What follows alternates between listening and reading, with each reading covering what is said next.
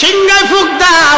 আল্লাহর এই ফেরেশতা সিংহা হাতে নিয়ে মুখের কাছে নিয়ে আল্লাহর আরশে মুআল্লার দিকে তাকায় থাকে, একটা সেকেন্ডের জন্য এদিক আর ওদিক করে না। কখন রব হুকুম দিবে সিংহায় ফুৎকার দেওয়ার জন্য, যখন সিংহায় ফুৎকার দিবে, কুরআন বলতেছে ইদাস সামাউ ফাতারাত, আকাশ ভেঙ্গে ভেঙ্গে ভেঙ্গে ভেঙ্গে পড়তে থাকবে। ওয়া ইদাল কাওয়াকিবু তাসারাত, সমগ্র নক্ষত্রগুলি ভেঙ্গে ভেঙ্গে ভেঙ্গে ভেঙ্গে পড়তে থাকবে। ওয়া ইদাল বিহারু ফুজ্জিরাত, সমুদ্রের তলদেশ উদ্দোলিত হয়ে যাবে, সমগ্র পানিগুলি পৃথিবীর উপরে আছাড় মারবে, আর ধুয়ে পাইলে সব পৃথিবীবাসীকে নিয়ে যাওয়া হবে। ওয়া ইদাল কুবুরু বুসিরাত, কবরের ভিতরে যাহা আছে সব আমার মালিক আমার রব বের করে দিবে। কবর থেকে মানুষ বের হইয়া সেই দিন হাসরের ময়দানের দিকে দৌড়াইতে থাকবে, সবাই উলঙ্গ থাকবে, কিন্তু আমার নবীকে আল্লাহ ৭০,০০০ ফেরেশতা বেষ্টন করাইয়া জান্নাতের পোশাক পরাইয়া মহাসম্মানে ফেরেশতারা মিছিল দিয়ে দিয়া আমার নবীকে হাসরের ময়দানে মাকামে মাহমুদে বসাবে। একবার জোরে বলা যাবে কি আল্লাহু আকবার।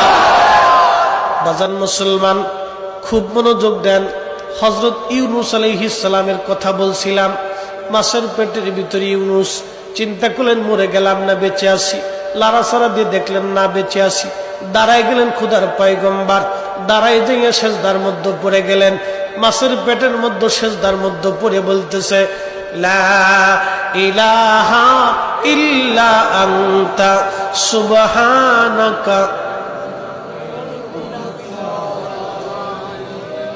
বিপদের দোয়া, কঠিন মুসিবতের মধ্যে যদি পড়ে যান তাহলে খতম ইউনূস এই দোয়াটা খতম দিতে থাকবেন। আল্লাহ যখন ইউনূস আলাইহিস সালাম এই জিকির শুরু করলেন, ইউনূসের এই জিকির আর ওই মাছের পেটের মধ্যে রইল না, এই জিকিরটা চলে গেল আরশে মুআল্লাতে। সুবহানাল্লাহ বলা যাবে। আরশে মুআল্লার পাশে এই জিকিরগুলি চারপাশ দিয়ে ঘুরতেছে। আরশে মুআল্লা ধরে রাখছেন ৪ জন ফেরেশতা কাঁধে করে।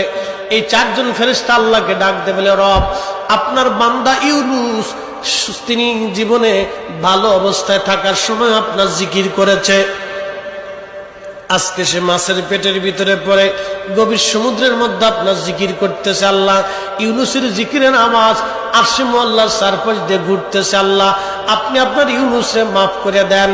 আল্লাহ নবী বলেন, উম্মত রে, ওই সময় যদি ইউনূস সেজদার মধ্যে পড়ে এই দোয়া না পড়তেন তাহলে কিয়ামত পর্যন্ত আল্লাহ ইউনূসকে মাছের পেটের মধ্যে ওইভাবে রেখে দিতেন। হযরত ইউনূস ওই সময় জিকির করতেছিলেন। এমন সময় ইউনূস আলাইহিস সালাম ডাক দিলেন, হে রব, সমুদ্রের ভিতর থেকে আপনার জিকিরের আওয়াজ আসে, সমুদ্রের ভিতরে আপনার জিকির করে কে? আল্লাহ ডাক দিয়ে বলেন, ইউনূস, তুমি সমুদ্রের ভিতরে জিকিরের আওয়াজ শোনো।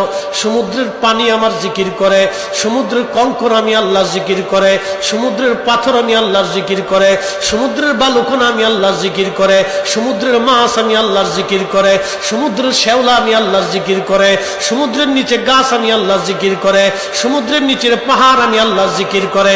ওই জিকিরের আওয়াজ ইউনূস রে তোমার কানে লাগতেছে। আল্লাহ